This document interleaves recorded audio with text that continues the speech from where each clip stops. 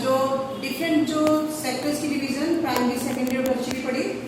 आज के हमारे जो टॉपिक में हम एक और तरीके से भी जो है हम इकोनॉमी को क्लासीफाई कर सकते हैं, वो पढ़ेंगे हम। ये क्लासिफिकेशन किस बेस पे?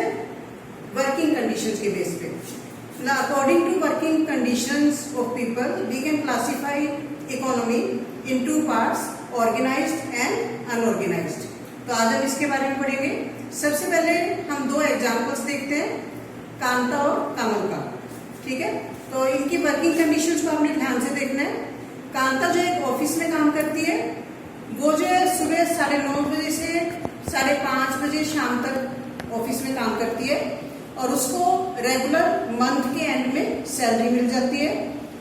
सैलरी के साथ साथ उसको जो है प्रोविडेंट फंड मिलता है रूल्स के अकॉर्डिंग। ठीक है, और जो कि गवर्नमेंट देती है, और उसको मेडिकल अलाउंसेस और दूसरे अलाउंसेस जैसे टीए वो भी मिलते हैं। और कांता जो है उसको संडे को ऑफिस जाने की जरूरत नहीं है और वो एक पेड हॉलीडे है, यानी कि संडे को अगर वो ऑफिस नहीं जाती तो उसको उसके बदले में सैलरी मिलती है। तो जब उसने काम ज्वाइन किया था ऑफिस में अपना, तो उसको एक अपॉइंटमेंट लेटर मिला था जिसमें सारी जो काम की टर्म्स कंडीशंस बता दी गई थी। तो इस तरह से कांता जो है वो एक सिस्टमेटिक वे में जहां पे काम होता है ऐसे जो एरिया में काम करती है। ठीक है, तो इसको हम क्या कह सकते हैं? ऑर्गेनाइज्ड। तो कांता किस सेक्टर में काम कर रही है? ऑर्गेनाइज्ड सेक्टर में। अब हम कमल का एग्जांपल देखते हैं। कमल जो है कांता का लेबरर है, पड़ोसी है, और वो जो है डेली वेज लेबरर है, यानी कि दिहाड़ी पे काम करता है ग्रोसरी शॉप में। ग्रोसरी शॉप कौन सी होती है? जहाँ पे खाने पीने की चीजें बेची जाती है। तो वो जो है सुबह 7:30 बजे अपनी शॉप पे वहां पे जाता है और रात को 8 बजे तक काम करता है। और उसको जो है अपने बेसिस के अलावा, मतलब जो उसको डेली काम के बेस पे जो उसको पैसे मिलते हैं, उसके अलावा और कोई अलाउंसेस नहीं मिलते। ठीक है, और उसको जो है अगर वो काम पे नहीं जाता किसी दिन तो उसके बदले में उसको सैलरी नहीं देते, इसलिए उसको जो छुट्टियों की तनख्वाह नहीं मिलती। ठीक है, तो उसको जो कोई ऐसा अब फॉर्मल लेटर भी नहीं दिया गया, उसको जब मर्जी दुकान से जो है उसका ऑनर हटा सकता है बिना किसी रीजन के। तो हमने दो एग्जाम्पल पढ़े कांता और कमल के। तो कांता जो है वो ऑर्गेनाइज वे में काम कर रही है और कमल जो है अनऑर्गेनाइज वे में काम कर रहा है। तो ये दो हमने एग्जाम्पल्स पढ़े। अब do you see the difference in the conditions of work between Kanta and Kamal? तो आपको बहुत सारी जो डिफरेंसेस नजर आए। कांता जो है, Kanta works in organise sector, Kanta organise sector में काम कर रही है। ऑर्गेनाइज सेक्टर कौन से होते हैं? दे कवर दोज एंटरप्राइजेज, एंटरप्राइजेज मतलब ऐसे जो छोटी छोटी यूनिट्स जहां पे काम किया जाता है, जहां पे टर्म्स ऑफ एम्प्लॉयमेंट यानी कि जहां पे काम की जो कंडीशंस है वो क्लियर होती है और रेगुलर बेस पे काम होता है। पीपल जो है, पीपल हैव एश्योर्ड वर्क, लोगों को एश्योरिटी होती है कि हमें बिना किसी रीजन के वहां से नहीं हटाया जाएगा और उसको गवर्नमेंट के द्वारा रजिस्टर किया जाता है। जहां पे भी वो काम करते हैं वहां पे उसकी जो उस यूनिट की रजिस्ट्रेशन गवर्नमेंट के पास होती है और वहां पे सारे रूल रेगुलेशंस फॉलो किए जाते हैं।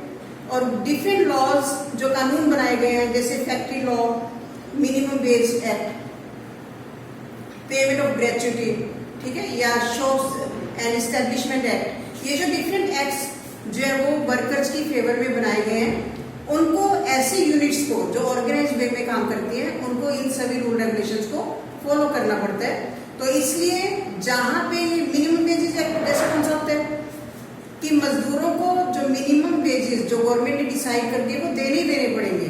ठीक है, ग्रेच्युटी जो एक छोटा सा अमाउंट होता है जो कि जब काम खत्म हो जाता है, मतलब जो रिटायरमेंट के बाद जो पर्सन को कुछ फंड्स मिलते हैं उसको ग्रेच्युटी बोलते हैं। तो इस तरह के जो एक्ट्स हैं, जो लॉ है, वो जो बनाए गए गवर्नमेंट ने बनाए हैं, उनको ऐसी यूनिट्स को फॉलो करना पड़ता है। ठीक है, इनको हम ऑर्गेनाइज कहते हैं क्योंकि यहाँ पे काम करने का फॉर्मल प्रोसेस है, प्रोसीजर है। अपनी मर्जी से जो है वो जो ऑनर है वो वर्कर्स को हटा नहीं सकता, उनको एक्सप्लॉइट नहीं कर सकता। तो कुछ लोग ऐसे होते हैं जो कि जी कोई और उनको अपॉइंट करता है, लेकिन मान लो जैसे कोई पर्सन खुद का काम करता है और वो काम कर रहे हैं, तो अगर वो अपना रजिस्ट्रेशन उसका जो काम का गवर्नमेंट के पास करवा देता है और वहां पे सारे रूल रेगुलेशंस जो फॉलो किए जाते हैं, तो उनको भी ऑर्गेनाइज सेक्टर हम बोलेंगे। जरूरी नहीं है कि जो गवर्नमेंट सेक्टर ही ऑर्गेनाइज सेक्टर है, जो प्राइवेट पर्सन भी अगर अपना कोई काम ऑर्गेनाइज वे में कर रहा है, उसने अपने यूनिट का रजिस्ट्रेशन करवाया था गवर्नमेंट के पास, तो उसको हम क्या बोलेंगे, ऑर्गेनाइज सेक्टर। जैसे कान तक हमने एग्जाम्पल पढ़ा, ठीक है। तो workers in organise sector enjoy security of employment. जो ऑर्गेनाइज सेक्टर में जो एम्प्लॉयमेंट है, वो जो एम्प्लॉय होता है वो सिक्योर होता है, उसको कोई ऐसा डर नहीं होता कि कभी मर्जी मुझे हटाया जा सकता है। They are expected to work only fix number of hours. तो उनको एक फिक्स चार्ज के लिए, जैसे जितने घंटे की उसकी ड्यूटी है, 6 घंटे की, 7 घंटे की, 8 घंटे की, उतने घंटे उसको काम करना होता है, उससे ज्यादा उससे काम नहीं लिया जाता। अगर इफ दे वर्क मोर, अगर वो किसी कारण से ज्यादा काम करते हैं, फैक्ट्रीज का जैसे मान लो एग्जाम्पल लेते हैं कि फैक्ट्री में मान लो पीक सीजन चल रहा है और उसमें ज्यादा काम है फैक्ट्री में, तो मान लो वर्कर्स से वो काम ज्यादा लेते भी हैं, तो उसके बदले में जो एम्प्लॉयर है उसको क्या देता है, पेमेंट देता है। तो इसी तरह से उनको और बहुत सारे बेनिफिट्स होते हैं एम्प्लॉयज की तरफ से। वो कौन से बेनिफिट है, जैसे कि उनको पेड लीव, उनको जो कुछ छुट्टियां मिलती हैं उसके बदले में उनकी सैलरी नहीं काटी जाती, और हॉलीडेज की छुट्टियां की जो को पेमेंट मिलती है, प्रोविडेंट फंड उनको मिलता है, ग्रेच्युटी मिलती है। तो इसी तरह से उनको मेडिकल बेनिफिट्स कानून के अंडर मिलते हैं। फैक्ट्री मैनेजर जो है उनको ये जो जहां पे वो काम कर रहे हैं वहां पे जो मैनेजर है या जो ऑनर है उनको safe drinking water, safe environment provide करता है, ये भी उसकी ड्यूटी है। और जब वो रिटायर होते हैं तो उनको पेंशन भी दी जाती है। तो इस तरह के बेनिफिट जहां पे भी ये रूल रेगुलेशन फॉलो किए जाते हैं, ऐसे सेक्टर्स को हम क्या बोल सकते हैं, ऑर्गेनाइज सेक्टर, ठीक है। In contrast Kamal works in organise sector. जैसे कमल का हमने एग्जाम्पल पढ़ा, कमल कौन से सेक्टर में काम कर रहे हैं, अनऑर्गेनाइज सेक्टर में, ठीक है। अनऑर्गेनाइज सेक्टर कौन से होते हैं, ऐसे स्मॉल और स्कैटर्ड यूनिट्स, ऐसी छोटी छोटी यूनिट्स, ऐसे छोटे छोटे वर्किंग प्लेसेस जो कि गवर्नमेंट के कंट्रोल से बाहर होते हैं, जहां पे गवर्नमेंट का कोई कंट्रोल नहीं होता, वहां पे कोई रूल रेगुलेशंस फॉलो नहीं किए जाते, ठीक है। जॉब जो है वो लो पेड होती है, मतलब बहुत कम पैसे दिए जाते हैं काम के बदले में, और जॉब जो है वो रेगुलर भी नहीं होती, जैसे हमने कमल के एग्जाम्पल में पढ़ा। तो यहाँ पे ओवर टाइम का कोई प्रोविजन नहीं है, उनसे काम ज्यादा लिया जा सकता है, लेकिन जरूरी नहीं कि उसके बदले में उनको एक्स्ट्रा पेमेंट मिले। पेड लीव नहीं मिलती उनको, कोई हॉलीडे नहीं मिलती, ठीक है। अगर वो बीमार पड़ जाते हैं कोई छुट्टी नहीं मिलती, अगर वो छुट्टी लेते हैं तो उसकी सैलरी काट ली जाती है। एम्प्लॉयमेंट उनकी सिक्योर नहीं होती, कभी भी उनको बिना किसी कारण के हटाया जा सकता है, ओनर की मर्जी है। और people can be asked to leave without any reason when there is less work such as during some season. जैसे अगर फैक्ट्री में या वर्किंग प्लेस पे काम कम है तो बिना कोई कारण बताए उनको वहां से हटाया जा सकता है। जैसे हम ये जो वुलन फैक्ट्रीज का एग्जांपल लें, तो विंटर सीजन में उनके पास काम ज्यादा होता है, तो वर्कर्स उनको ज्यादा जरूरत पड़ती है। लेकिन जब समर सीजन आता है तो कम वर्कर्स की जरूरत होती है, क्योंकि डिमांड कम हो जाती है, तो वो अपने एम्प्लॉयज को हटा देते हैं, वर्कर्स को हटा देते हैं। तो बहुत सारे a lot also depend on the wheel of the employer. तो जो एम्प्लॉयर है, जो ऑनर है, उसके रहन पे उनकी जो एम्प्लॉयमेंट है वो डिपेंड करती है। इसमें बहुत सारे ऐसे लोग हैं जो कि कौन से इंक्लूडेड है, स्मॉल जॉब करने वाले, जैसे कि गलियों में जो सामान बेचते हैं घूम घूम के, रिपेयर वर्कर्स, ठीक है, जो रिपेयरिंग का काम करते हैं, या फिर जो फार्मर्स, जो कि बड़े बड़े फार्मर्स मान लो जैसे लेबर को हायर कर लेते हैं, ठीक है, जब उनको जरूरत होती है तो लेबर लगा लेते हैं, जब उनको जरूरत नहीं होती तो उन लेबर्स को हटा देते हैं। तो इस तरह का काम करने वाले जो सारे लोग हैं वो किस सेक्टर में आएंगे, अनऑर्गेनाइज्ड सेक्टर में। तो आपको इसमें डिफरेंस पता चल गया कि वर्किंग कंडीशंस के अकॉर्डिंग हम जो है जो इकोनॉमी को दो पार्ट्स में डिवाइड कर सकते हैं, ऑर्गेनाइज्ड और अनऑर्गेनाइज्ड, और इनके वर्किंग कंडीशन में क्या क्या डिफरेंस है ये आपको क्लियर हो चुका कि ये ऑर्गेनाइज किसको बोलेंगे हम और अनऑर्गेनाइज किसको बोलेंगे। तो ये आपने लेटेस्ट वर्क दीजिए, अभी अपने आप करना है, बिल्कुल ईजी है ये। जैसे teacher taking class in school, अगर स्कूल में टीचर क्लास ले रहे हैं यानी उसके बदले में उसको सैलरी मिल रही है, ऑर्गेनाइज वे में वहां पे काम होता है, रूल रेगुलेशन फॉलो किए जाते हैं, तो वो क्या हो गया सेक्टर ऑर्गेनाइज्ड। और head load worker carrying a bag of cement on his back in the market, तो उसका काम क्योंकि सिक्योर नहीं है, वो कौन सा है अनऑर्गेनाइज्ड। तो इस तरह से सारे आपने करने। अब नेक्स्ट हमारा इसी टॉपिक में कौन सा हमने पढ़ना है, how to protect workers in the unorganised sector. अब जो अनऑर्गेनाइज्ड सेक्टर आपको क्लियर हो गया, अनऑर्गेनाइज्ड सेक्टर यानी कि जहां पे रूल रेगुलेशंस फॉलो नहीं किए जाते। अब अनऑर्गेनाइज्ड सेक्टर को तो हम खत्म नहीं कर सकते, ये तो रहेंगे। अब जैसे हमारी कंट्री में ऑर्गेनाइज्ड सेक्टर भी है और अनऑर्गेनाइज्ड सेक्टर भी है, तो इनको हम कैसे प्रोटेक्ट कर सकते हैं, ये हमारा टॉपिक है। The organised sector offer job that are the most sought after, मतलब ऑर्गेनाइज्ड सेक्टर ऐसी जॉब्स ऑफर करता है जिसकी डिमांड ज्यादा है, लोग जब पसंद करते हैं ऐसी जॉब्स को, लेकिन सबको मिलती नहीं है, तो ऐसी जॉब्स जो है वो ऑर्गेनाइज्ड सेक्टर में आती है। लेकिन जो एम्प्लॉयमेंट अपॉर्चुनिटीज होती है ऑर्गेनाइज्ड सेक्टर में, वो बहुत धीरे धीरे एक्सपेंड हो रही है। ज्यादातर जो हमारे कंट्री में सेक्टर्स है वो अनऑर्गेनाइज्ड है, यानी कि बहुत सारी ऐसी यूनिट्स है छोटी छोटी जहां पे रूल रेगुलेशंस फॉलो नहीं किए जाते, वहां पे अनऑर्गेनाइज्ड वे में काम किया जाता है, तो मजबूरी है लोगों की कि वो वहां पे काम करेंगे। It is also common to find many organised sector enterprises in the unorganised sector. ऐसी ऑर्गेनाइज्ड सेक्टर मतलब कहने को तो वो ऑर्गेनाइज्ड सेक्टर है, बहुत सारे ऐसे सेक्टर्स भी हैं जो गवर्नमेंट रजिस्टर्ड है, लेकिन वहां पे काम कैसे होता है अनऑर्गेनाइज्ड वे में, यानी कि लीगली वो जो है ऑर्गेनाइज्ड है, लेकिन वहां पे जो वर्किंग प्लेसेस पे काम कैसा होता है अनऑर्गेनाइज्ड वे में। They adopt such strategies to evade taxes, वो ऐसी स्ट्रेटेजीज क्यों अडॉप्ट करते हैं, टैक्सेस को बचाने के लिए, ठीक है, और रूल्स को फॉलो करने से वो इनकार कर देते हैं और लेबर्स को भी प्रोटेक्ट नहीं करते। ऐसे रूल जो लेबर्स की प्रोटेक्शन में बनाए जाते हैं उनको फॉलो करने चाहिए, क्योंकि वो ऑर्गेनाइज सेक्टर में आते हैं, लेकिन एक्चुअल में वो फॉलो नहीं करते। जिसका रिजल्ट क्या है कि जो बहुत सारे जो वर्कर्स हैं वो अनऑर्गेनाइज सेक्टर में काम करने के लिए मजबूर हैं, जिसमें उनकी सैलरी बहुत ही कम होती है, तो उनको वहां पे एक्सप्लॉइट किया जाता है, उनके साथ नाजायज किया जाता है, और उनको फेयर वेजेस, जितने वेजेस देने चाहिए उतने वेजेस उनको नहीं दिए जाते। उनकी अर्निंग बहुत ही कम होती है, रेगुलर नहीं होती, और ये जॉब उनकी सिक्योर नहीं होती, और ना ही उनको दूसरे बेनिफिट्स जैसे ग्रेचुटी या पेंशन या जो पेड लीव्स, इस तरह के बेनिफिट्स उनको नहीं मिलते, ठीक है। तो सिंस द 1990s के बाद से it is also common to see a large number of workers losing their jobs in the organized sector।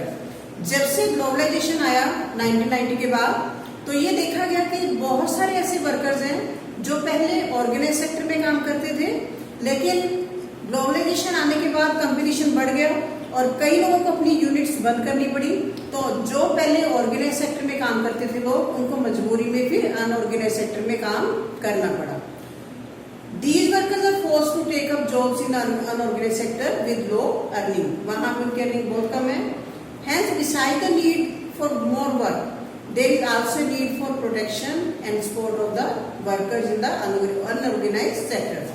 इसलिए ज्यादा काम तो लोगों को देना ही देना है, लेकिन ये भी बहुत अर्जेंट हो जाता है कि हम जो है उनकी प्रोटेक्शन करें, अनऑर्गेनाइज सेक्टर में काम करने वाले लोगों की, और उनको सपोर्ट करें, ठीक है।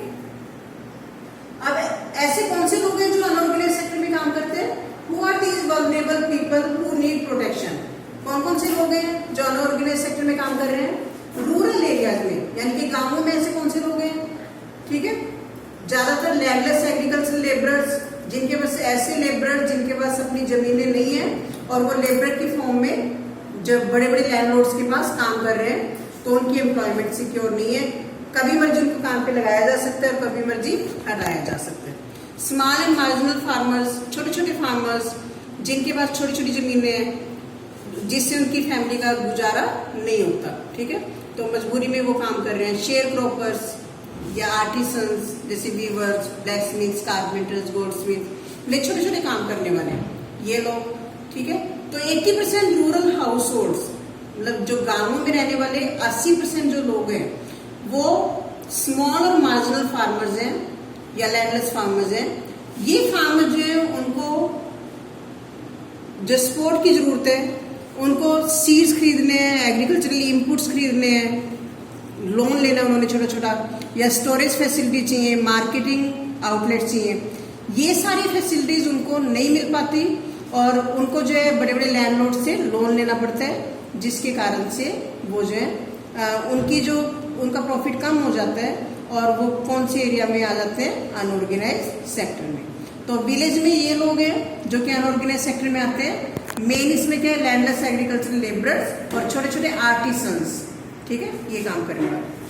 अर्बन एरिया में अनऑर्गेनाइज सेक्टर में कौन से लोग हैं जो काम करते हैं, स्मॉल स्केल इंडस्ट्रीज, ऐसे छोटे छोटे वर्कर्स जो छोटी छोटी इंडस्ट्रीज में लगे हुए हैं।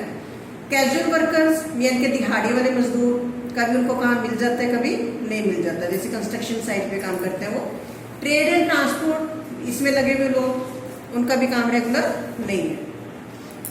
या फिर जो गलियों में घूम घूम के चीजें बेचते हैं, या हेड लोड वर्कर्स जैसे कुली होते हैं, ठीक है, या गारमेंट मेकर, रैग पिकर, ठीक है, जो गलियों में हमें ये रैग्स मतलब जो कूड़ा करकट उठाते हुए नजर आते हैं।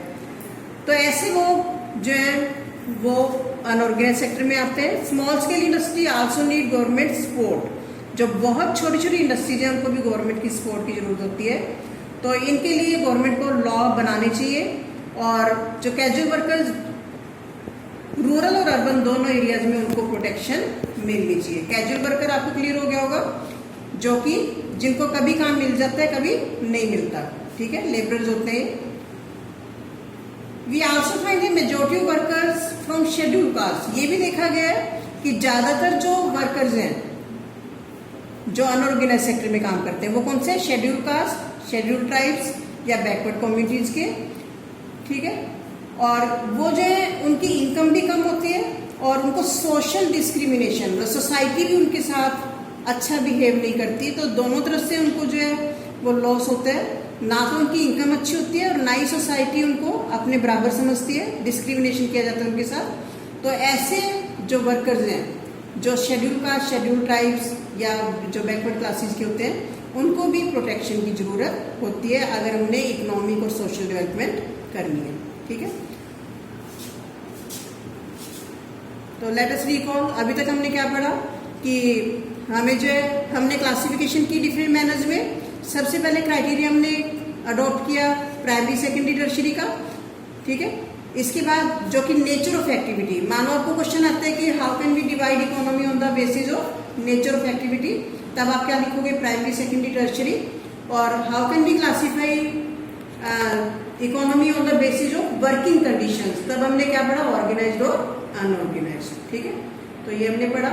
ये जो है आपने टेबल खुद भरना है, बिल्कुल ईजी है कि हम सेक्टर्स को कैसे डिवाइड कर सकते हैं, जैसे प्राइमरी सेकेंडरी टर्शियरी को नेचर ऑफ एक्टिविटी के अकॉर्डिंगली और ऑर्गेनाइज्ड और अनऑर्गेनाइज्ड को अकॉर्डिंग टू वर्किंग कंडीशंस। तो इसका कंक्लूजन और प्रॉब्लम्स, ठीक है। तो इस वीडियो में हम इतना ही पढ़ेंगे। नेक्स्ट हमारा टॉपिक है sectors in terms of ownership. Ownership के बेस पे हम इकोनॉमी को क्लासीफाई कैसे कर सकते हैं, ठीक है। तो इससे रिलेटेड आपको क्वेश्चन दूंगी मैं पीडीएफ में, वो आपने कॉपी में लिखने भी हैं और लर्न भी करने। आज के लिए इतना ही करेंगे, थैंक यू।